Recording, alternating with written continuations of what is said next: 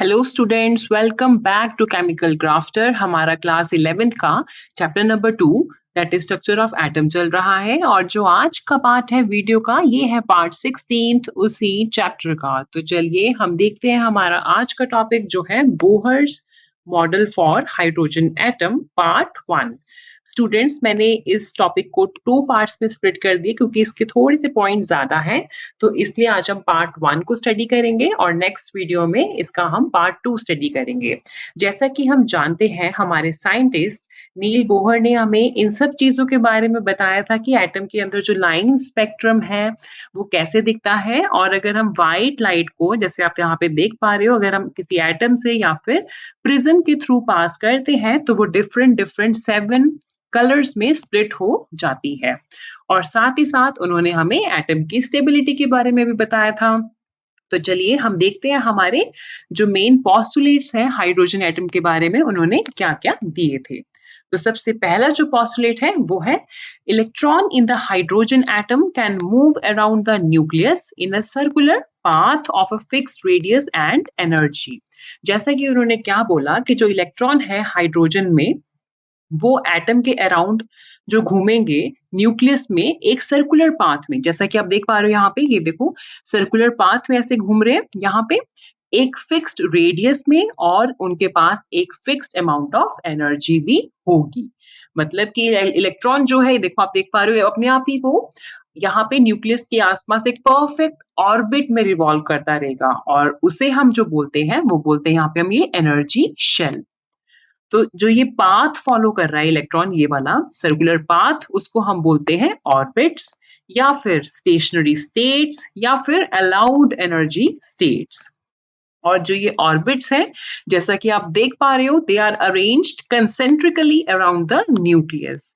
Concentrically का मतलब कि जिनका एक ही यहाँ पे सेंटर पॉइंट हो, जैसे ये सर्कल्स है ना 1 2, यहाँ पे आपको 2 सर्कल्स दिख रहे हैं, तो इसको हम बोलते हैं कंसेंट्रिकली अराउंड द न्यूक्लियस या कंसेंट्रिक सर्कल्स, जिनका एक ही यहाँ पे सेंटर पॉइंट हो।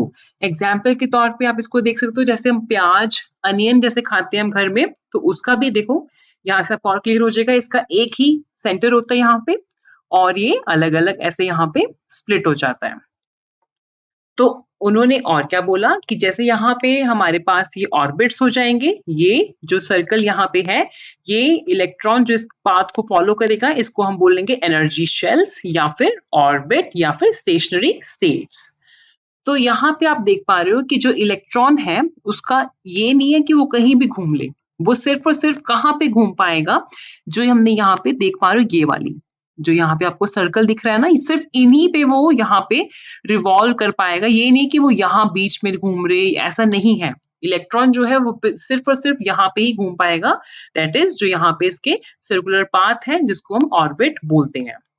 और आपको पता है कि जैसे यहाँ पे ये नंबर 1 ऑर्बिट दिया हुआ है, ये नंबर 2, नंबर 3 और नंबर 4। तो इलेक्ट्रॉन जो है वो सिर्फ इन्हीं ऑर्बिट्स पे अलाउड होगा, बिटवीन इन 2 ऑर्बिट्स के बीच में अलाउड वो नहीं होगा। और आपको पता है सेंटर में हमारे पास न्यूक्लियस होता है, और इनको हम नेमिंग करते हैं, बाद में आपको पता चलेगा शेल्स को KLMN, यहाँ पे हम इसकी नेमिंग करते हैं शेल्स की। और यहाँ पे जैसे जैसे हम न्यूक्लियस, ये वाला जो हमारा सेंटर न्यूक्लियस है, न्यूक्लियस से दूर यहाँ से जाएंगे, वैसे वैसे यहाँ पे क्या है, एनर्जी जो है वो इंक्रीज होती जाएगी। पर जो शेल है यहाँ पे, जैसे ये वाला शेल, हर जो शेल होगा उसकी अपनी एक क्या होगी, यहाँ पे फिक्स्ड एनर्जी होगी। जैसे कि यहाँ पे आप देख पा रहे हो, ये जो के शेल है, नंबर 1 जो शेल है, के शेल की जो एनर्जी होगी वो कम होगी in comparison to L shell. और सिमिलरली यहाँ पे आप देख पा रहे हो कि जो एल शेल होगा उसकी एनर्जी कम होगी in comparison to M shell. तो जैसे जैसे हम न्यूक्लियस से दूर जाएंगे वैसे वैसे हमारी जो है एनर्जी क्या है वो इंक्रीज होती जाएगी। फिर इसके बाद हम मूव करते हैं हमारे सेकंड पोस्टुलेट पे। उन्होंने क्या बोला कि जो इलेक्ट्रॉन है, energy of an electron in the orbit does not change with time. जो एनर्जी होगी इलेक्ट्रॉन की वो चेंज नहीं करेगी विद रिस्पेक्ट टू टाइम, पर जो इलेक्ट्रॉन है वो मूव करेगा कहाँ से, from lower stationary state to higher stationary state आप इसको स्टेशनरी स्टेट बोल सकते हो या फिर एनर्जी लेवल बोल सकते हो, दोनों एक ही बातें हैं। कब वो मूव करेगा? जब उसके पास रिक्वायर्ड अमाउंट ऑफ एनर्जी जब वो एब्जॉर्ब कर लेगा, तभी वो वहां पे लोअर स्टेट से हायर स्टेट पे जा पाएगा। और energy is emitted when electron moves from higher stationary state to lower stationary state. और उन्होंने क्या बोला कि जो एनर्जी है इलेक्ट्रॉन की, वो क्या है, चेंज नहीं करेगी विद रिस्पेक्ट टू टाइम, पर जो इलेक्ट्रॉन है वो मूव कर सकता है फ्रॉम लोअर एनर्जी लेवल से हायर एनर्जी लेवल पर। कब करेगा वो? जब वो कुछ amount of energy, required amount of energy जब वो एब्जॉर्ब कर लेगा, या फिर वो हायर एनर्जी स्टेट से लोअर एनर्जी स्टेट पर आएगा। कब आएगा? और साथ ही साथ वो यहाँ से क्या है, अपनी एनर्जी एमिट करेगा। आप देख पा रहे हो, ये हमारे पास यहाँ पे न्यूक्लियस है, आपको इससे अच्छे से पता लगेगा। ये हम इलेक्ट्रॉन जो है रिवॉल्व कर रहा है यहाँ पे न्यूक्लियस के अराउंड, और अब इसको हमने एनर्जी दी, ये दी एनर्जी, और ये यहाँ पे देखो आप दूसरे शेल पर यहाँ पे रिवॉल्व कर रहा है। तो अब यहाँ पे सेकंड शेल से ये दोबारा कहाँ, डाउन में जाएगा, that is lower energy state पे जाएगा। कैसे जाएगा? With the emission of energy जो इसने एब्जॉर्ब करी थी। जैसे हमने यहाँ पे इसको देखो, ये रिलीज कर दी ना बच्चे, तो बिल्कुल वैसे ही हुआ। जैसे ये यहाँ पे ग्राउंड स्टेट पे घूम रहे हैं, आप इसको ग्राउंड स्टेट मानो, इसको एनर्जी मिल गई और ये फटाफट से देखो एक्साइटेड स्टेट पे आ गए यहाँ पे, और यहाँ पे ये रिवॉल्व करने लग गया। पर एक्साइटेड स्टेट हमारी अनस्टेबल स्टेट होती है, तो वो वापस क्या करेगा, वो नीचे जाएगा। अब देखो यहाँ से वो नीचे जाएगा अपनी लोअर एनर्जी स्टेट पे, और एमिट करेगा वही एनर्जी जो इसने एब्जॉर्ब करी थी। देखो ये रिलीज कर दी ना इसने एनर्जी, तो आपको इससे बहुत अच्छे से पता चलेगा। जो इलेक्ट्रॉन है, इलेक्ट्रॉन के पास क्या है, फिक्स्ड एनर्जी होती है। मींस यहाँ पर क्या है कि वो एक शेल में अगर यहाँ पे रिवॉल्व कर रहा है, तो वो इसी शेल में रिवॉल्व करेगा। जैसे यहाँ पे ये हमारा न्यूक्लियस है, अगर ये इस शेल में रिवॉल्व कर रहा है इलेक्ट्रॉन यहाँ पे, तो वो इसी शेल में रिवॉल्व करता रहेगा। जब वो इस शेल में घूम रहा होगा, तब ना तो वो यहाँ पे कोई भी एनर्जी लूज करेगा और ना ही यहाँ पे कोई भी गेन करेगा। तो जितनी एनर्जी यहाँ से इलेक्ट्रॉन एब्जॉर्ब करेगा, दैट इज, अभी आपको यहाँ पे अच्छे से पता चलेगा। जैसे ये इलेक्ट्रॉन है हमारे पास यहाँ पे, और ये यहाँ पे रिवॉल्व कर रहा है इसके अराउंड, न्यूक्लियस के अराउंड। ये हमारे पास शेल्स आ गए बहुत सारे। तो यहाँ पे ये इलेक्ट्रॉन क्या है, रिवॉल्व कर रहा है।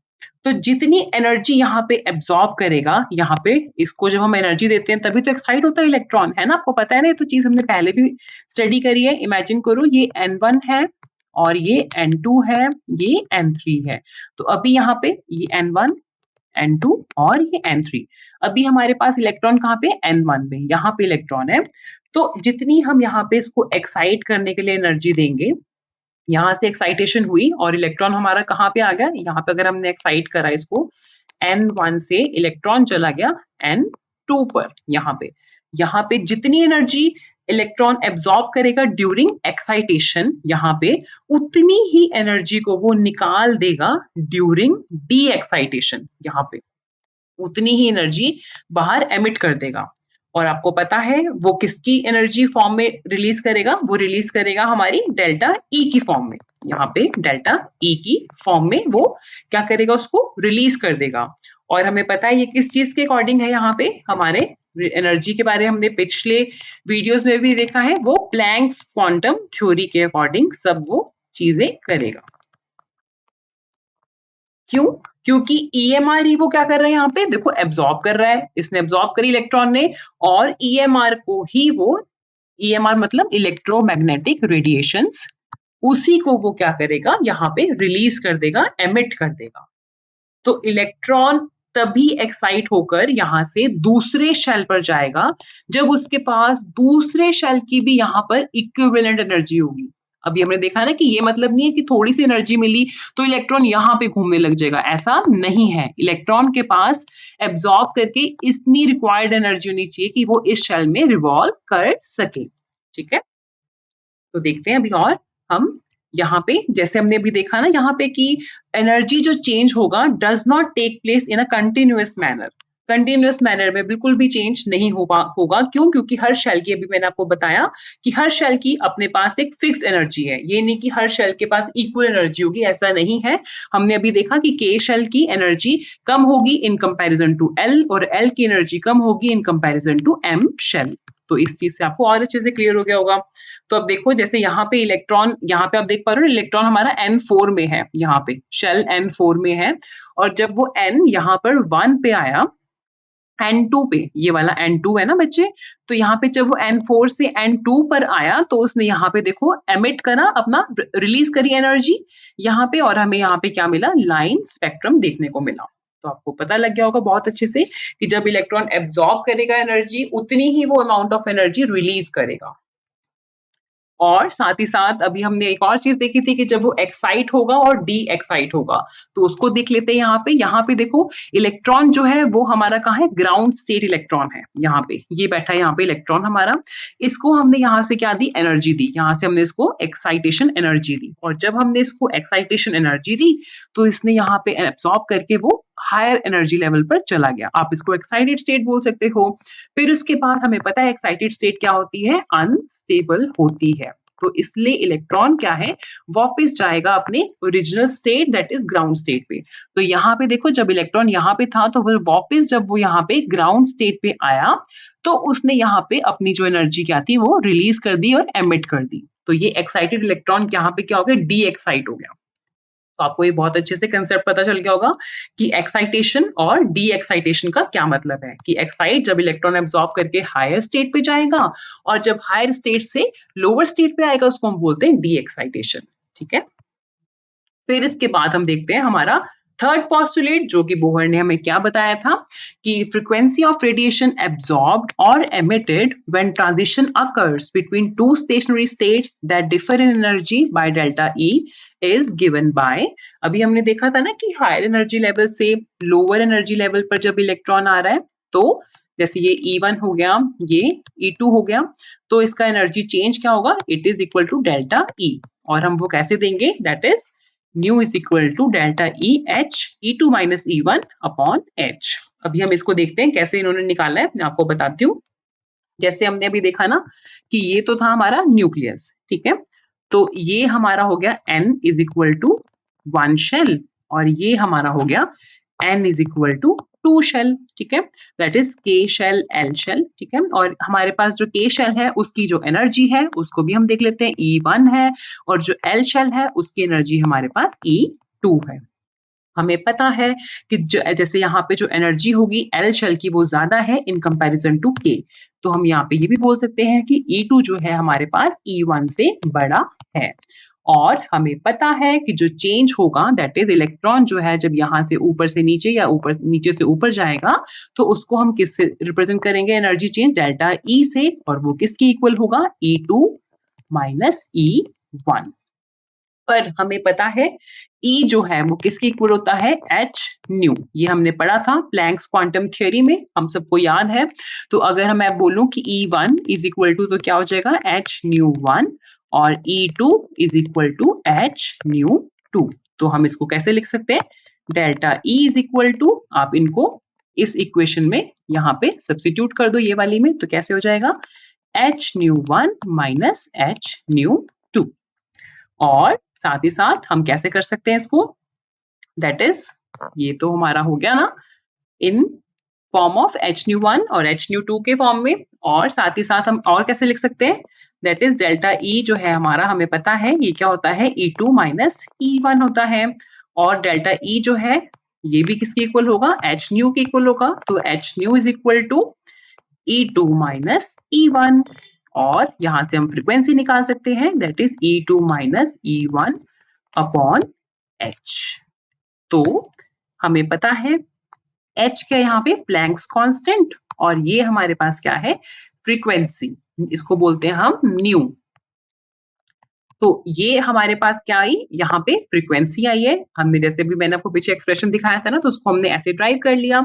तो जो ये एनर्जी जो है चेंज हमारा डेल्टा ई, आपको पता लग गया कि क्या है, ये हायर एनर्जी लेवल से लोअर एनर्जी लेवल पे जब हमारा इलेक्ट्रॉन जो है एनर्जी रिलीज करेगा तो वो कितनी एनर्जी है उसकी, उसको हम कैलकुलेट इस फॉर्मूले से कर सकते हैं इजिली। अब देखते हैं हमारा पोस्टुलेट क्या बोल रहा है। तो इन्होंने क्या बोला कि जो हमारी फ्रीक्वेंसी है वो हम कैसे निकालेंगे, nu is equal to E2 minus E1 upon H. ये आपको अब पता चल गया होगा स्टूडेंट्स। तो यहाँ पे E1 क्या है हमारे पास, E1 is energy of the lower energy state और E2 हमारे पास क्या है, energy of higher energy state. और हमें पता है H क्या है, प्लैंक्स कांस्टेंट, और इसकी वैल्यू होती है 6.6 इंटू 10 की पावर माइनस 34 जूल सेकेंड। और ये जो हमारा एक्सप्रेशन है फ्रीक्वेंसी वाला, इसको हम और क्या बोलते हैं, it is known as Bohr's frequency rule. ये आप याद रखिएगा, ये न्यूमेरिकल्स में बहुत इंपॉर्टेंट फॉर्मूला यूज होगा हमारा बच्चे, तो आप इसको याद रखिएगा, that is Bohr's frequency rule, ये वाला। और हमारा एक और पॉस्टुलेट है इसमें, क्या बोलते हैं, the angular momentum of the electron in a given stationary state can be expressed as in equation. यहाँ पे क्या है, कैसे हम रिप्रेजेंट करेंगे इसको, MEVR is equal to NH upon 2 pi, और N क्या है हमारे पास, 1 2 3 so on. Thus, an electron can move only in those orbits for which its angular momentum is integral multiple of h upon 2 pi. तो अभी हम इसमें देखते हैं कि मोमेंटम, एंगुलर मोमेंटम इन्होंने यहाँ पे टर्म यूज करा है कि ये होती क्या है, पहले हम इसके बारे में स्टडी करते हैं, फिर इसके बाद हम दोबारा इस पोस्टुलेट पे आते हैं। तो एंगुलर मोमेंटम क्या होता है, जैसे हमारा मोमेंटम होता है ना, मोमेंटम क्या होता है, मोमेंटम इज इक्वल टू किस चीज का होता है, हमारा जो है लीनियर मोमेंटम जो है, अगर हम देखें it is mass into velocity, है ना, इसी के इक्वल होता है यहाँ पे। तो जो लीनियर मोमेंटम होगा वैसे ही हमारा एंगुलर मोमेंटम है। जो हमारा, अगर जो इलेक्ट्रॉन है यहाँ पे अगर देखें, अगर हमारा जो इलेक्ट्रॉन जैसे यहाँ पे मूव कर रहा है, ये इलेक्ट्रॉन हमारा स्ट्रेट लाइन में मूव कर रहा है, यहाँ पे मूव कर रहा है इलेक्ट्रॉन, इलेक्ट्रॉन ये मूव कर रहा है इलेक्ट्रॉन, अगर स्ट्रेट लाइन में मूव कर रहा है इलेक्ट्रॉन तो हम उसको क्या बोलते हैं, लीनियर मोमेंटम, लीनियर मोमेंटम बोलते हैं। पर अगर स्ट्रेट लाइन की बजाय इलेक्ट्रॉन जो है हमारा वो सर्कल के फॉर्म में यहाँ पे रिवॉल्व करे तो हम बोलेंगे क्या है, एंगुलर मोमेंटम, एंगुलर मोमेंटम। ठीक है, तो बिल्कुल जैसे हमारा लीनियर मोमेंटम होता है ना बच्चे, वैसे ही हमारा डिटो एंगुलर मोमेंटम होता है। तो चलिए अब हम देखते हैं इसके बारे में चीजें। एंगुलर मोमेंटम हमारा क्या है, it is a product of movement of inertia, that is I. Movement of inertia को हम किससे डिनोट करते हैं, आई से डिनोट करते हैं। और एंगुलर वेलोसिटी, एंगुलर वेलोसिटी को हम डिनोट करते हैं ओमेगा से, इसको बोलते हैं ओमेगा। यहाँ पे मैं लिख देती हूँ, आपको पता भी होगा इन फिजिक्स और मैथमेटिक्स आपने इसको यूज करा होगा, इसको ओमेगा को। और इलेक्ट्रॉन का बात कर रहे हैं जिसका मास ME है, तो moving in a circular path, और यहाँ पे सर्कुलर पाथ में रोटेट कर रहा है हमारा इलेक्ट्रॉन और उसका रेडियस कितना है R। तो हमारा एंगुलर मोमेंटम क्या हो जाएगा, I इंटू ओमेगा। पर हमें पता है जो मूवमेंट ऑफ इनर्शिया, अब मूवमेंट ऑफ इनर्शिया क्या होता है उसके बारे में भी देख लेते हैं। मूवमेंट ऑफ इनर्शिया क्या होता है, किसी भी ऑब्जेक्ट की टेंडेंसी या तो वो स्टेट ऑफ रेस्ट पे रहे या फिर वो रोटेशनल वेलोसिटी अटेन करता रहे, जो इसकी कैपेसिटी होती है उसको बोलते हैं मूवमेंट ऑफ इनर्शिया। जितना ज्यादा मूवमेंट ऑफ इनर्शिया होगा उतना ज्यादा हमें टो लगाना पड़ेगा उसकी स्टेट को चेंज करने के लिए। स्टेट उसकी कोई भी हो सकती है, वो रेस्ट पे भी हो सकता है या फिर मोशन में भी हो सकता है, रोटेशनल मोशन या रोटेशनल वेलोसिटी उसके पास होगी। और जो टो होता है वो कुछ नहीं होता बच्चे, रोटेशनल मोशन में जो हम लोग फोर्स अप्लाई करेंगे उसको बोलते हैं टो। और लीनियर अगर हम मोशन में देखें तो हम उसको फोर्स बोलेंगे। पर अगर हम लोग यहाँ पे रोटेशनल मोशन की बात कर रहे हैं, जैसे हमने बताया इलेक्ट्रॉन हमारा ऐसे घूम रहा है, तो रोटेशनल मोशन की बात कर रहे हैं तो उसमें जो फोर्स हम यूज करते हैं उसको बोलते हैं टो। तो आई होप आपको इससे मोमेंट ऑफ इनर्शिया के बारे में अच्छे से क्लियर हो गया होगा। तो हमारा जो एंगुलर मोमेंटम होता है वो किसकी इक्वल हो जाएगा, moment of inertia into omega. और मोमेंट ऑफ इनर्शिया क्या होता है हमारा, दैट इज mr स्क्वायर। ये आपको याद रखना पड़ेगा स्टूडेंट्स। यहाँ पे me क्या है हमारे पास, मास इलेक्ट्रॉन का, और r क्या है हमारा, रेडियस, ये सर्कुलर पाथ का जो यहाँ पे इलेक्ट्रॉन यहाँ पे रिवॉल्व कर रहा है। और ओमेगा किसके इक्वल होता है, that is v upon r। यहाँ पे v क्या है हमारे पास, लीनियर वेलोसिटी। तो अगर हम इसको देखेंगे यहाँ पे आप सॉल्व करोगे तो जो चीजें कैंसिल आउट हो रही है उसको कैंसिल कर दो, और लेफ्ट ओवर हमारे पास यहाँ पे क्या बच गया, दैट इज MVR। तो angular momentum is equal to MVR हो जाएगा। दैट इज हमने यहाँ पे भी देखो वही यूज करा है ना, यहाँ पे MVR, इसीलिए ये वाला जो टर्म है ये वहां से आया, तो आपको इससे बहुत अच्छे से क्लियर हो गया होगा। तो MVR जो हमारा है यहाँ पे is equal to NH upon 2 pi, इसके इक्वल होगा हमारा एंगुलर मोमेंटम इलेक्ट्रॉन का। और n क्या है हमारे पास, n है शेल्स का, that is n is equal to 1 2 3 कोई भी हो सकता है, that is k l m, ये सारे शेल्स की नंबरिंग दे रखी है हमने यहाँ पे। तो इलेक्ट्रॉन जो है वो can move only in those orbits, उन्हीं ऑर्बिट्स में वो घूमेगा जिसका एंगुलर मोमेंटम h अपॉन 2 पाई का इंटीग्रल मल्टीपल होगा। ये नहीं कि वो कोई भी वैल्यू अटेन कर ले, सिर्फ और सिर्फ h अपॉन 2 पाई जिसका इंटीग्रल मल्टीपल में होगा फॉर्म में, वही एंगुलर मोमेंटम की वैल्यू वो अटेन करेगा। इसका मतलब कि जो एंगुलर मोमेंटम है इलेक्ट्रॉन का वो क्या है, क्वांटाइज्ड। हमने ये पहले भी यूज करी है टर्म बच्चे अपने। क्वांटाइज्ड का मतलब क्या हो जाएगा कि सिर्फ और सिर्फ पर्टिकुलर वैल्यूज ही है जो वो अटेन करेगा। जैसे हम अभी देखते हैं यहाँ पे, जैसे ये न्यूक्लियस हो गया हमारा, ये हमारी होगी शेल्स। तो यहाँ पे हमारे पास अगर हम देखें, हमें पता है हमारा जो एंगुलर मोमेंटम है mvr is equal to nh upon 2 pi है यहाँ पे, और हमें पता है मास है ये इलेक्ट्रॉन का, ये है वेलोसिटी, और ये रेडियस है हमारा सर्कुलर पाथ का। तो अगर हम देखें, अगर हम यहाँ पे फर्स्ट शेल, दैट इज अगर n इज इक्वल टू 1 है हमारा फर्स्ट शेल की बात करें, तो वहां पे यहाँ पे आप इक्वेशन पे इसको यहाँ पे सब्स्टिट्यूट करो n की वैल्यू, तो क्या हो जाएगा, it is equal to h upon 2 pi. और अगर n is equal to second shell है हमारा, ये होगा k शेल, ये हो गया l शेल। सेकेंड शेल है तो हम कैसे करेंगे यहाँ पे, that is 2h upon 2 pi आ जाएगा। अगर हमारे पास n is equal to third shell है हमारा, तो उसका क्या हो जाएगा वैल्यू, 3h अपॉन 2 पाई। अगर हमारा फोर्थ शेल होगा तो हमारी वैल्यू आएगी 4h अपॉन 2 पाई। इसका मतलब कि जो इलेक्ट्रॉन है वो सिर्फ यही वैल्यूज अटेन कर पाएगा, ये नहीं है कि कोई भी वैल्यू अटेन कर ली। तो हम इसलिए इसको बोलते हैं कि जो हमारा एंगुलर मोमेंटम है वो क्वांटाइज्ड है। आप देख पा रहे हो हर वैल्यू में h अपॉन 2 पाई, यहाँ पे h अपॉन 2 पाई यहाँ पे हमारा क्या है, सारी जो वैल्यूज है वो इसी का इंटीग्रल मल्टीपल है। तो हमारा जो मोमेंटम है, एंगुलर मोमेंटम है, वो क्या है, क्वांटाइज्ड। एन से आपको पता चल गया, इट इज शेल का नंबर जो होगा ये होगा n is equal to 1, n is equal to 2, ऐसे वाला, ठीक है ना। तो ये था एंगुलर मोमेंटम कि जो इलेक्ट्रॉन का एंगुलर मोमेंटम होगा वो हमेशा क्या होगा, क्वांटाइज्ड ही होगा, वही वैल्यूज अटेन करेगा जो कि h अपॉन 2 पाई का इंटीग्रल मल्टीपल वो होंगी। और साथ ही साथ में आपको एक और इन्फॉर्मेशन दे देते हैं यहाँ पे, अगर हम देखें कि हमारा एंगुलर मोमेंटम या एंगुलर वेलोसिटी की डायरेक्शन क्या होगी, तो आपको पता है हमारा राइट हैंड थंब रूल होता है, उसमें वो क्या बोलते हैं कि अगर हम लोग जो रोटेट कर रहे हैं, जैसे हमारे यहाँ पे आप व्हील देख रहे हो ना, अगर हम राइट हैंड को जिस रोटेशन में हमारा व्हील रोटेट कर रहा है, जैसे ये रोटेट कर रहा है ना इस डायरेक्शन में, तो उस डायरेक्शन में अगर हम अपनी फिंगर्स को यहाँ पे कर्ल कर लें इसके अराउंड, तो हमारा जिस डायरेक्शन में थंब होगा उसी डायरेक्शन में हमारा एंगुलर वेलोसिटी या फिर एंगुलर मोमेंटम वहां पे होगा। अभी आपको मैं यहाँ पे एक और स्टेटमेंट यहाँ पे रीड कर लेते हैं, ये है, if you curl the fingers of your right hand in the same sense as the object is spinning, या रोटेट कर रहा है जिस भी डायरेक्शन में हमारा ऑब्जेक्ट, अगर हम उस डायरेक्शन में अपनी फिंगर्स को उस पर कर्ल कर ले, तो जो हमारा राइट थंब होगा जो वो पॉइंट करेगा डायरेक्शन, वही डायरेक्शन होगी हमारी एंगुलर वेलोसिटी की या फिर एंगुलर मोमेंटम की। तो आपको इससे बहुत अच्छे से क्लियर हो गया होगा। देखो ये जो हमारी डायरेक्शन आ रही है, ये वाली डायरेक्शन है हमारी, ये देखो थंब है ना यहाँ पे राइट हैंड का, ये थंब है, तो यही डायरेक्शन है हमारी एंगुलर वेलोसिटी की और एंगुलर मोमेंटम की। तो आपको इससे बहुत अच्छे से क्लियर हो गया होगा एंगुलर मोमेंटम के बारे में, जो कि हमारे साइंटिस्ट नील ने बहुत अच्छे से उन्होंने बताया इस चीज के बारे में, इलेक्ट्रॉन का एंगुलर मोमेंटम कितना होगा। तो अभी हम इतने ही पॉइंट्स इस लेक्चर में देखेंगे। नेक्स्ट जो इसके हमारा जो कंटिन्यूशन में होगा टॉपिक, वो हम नेक्स्ट वीडियो में देखेंगे स्टूडेंट्स। अगर आपको इस वीडियो में कोई भी क्वेरी है तो आप मुझे कमेंट सेक्शन पे लिख के बता सकते हो। तो स्टूडेंट्स अब हम मिलते हैं इसके पार्ट 2 में इन आवर नेक्स्ट वीडियो, तब तक आप इसको रिवाइज कीजिए। Okay students, bye bye.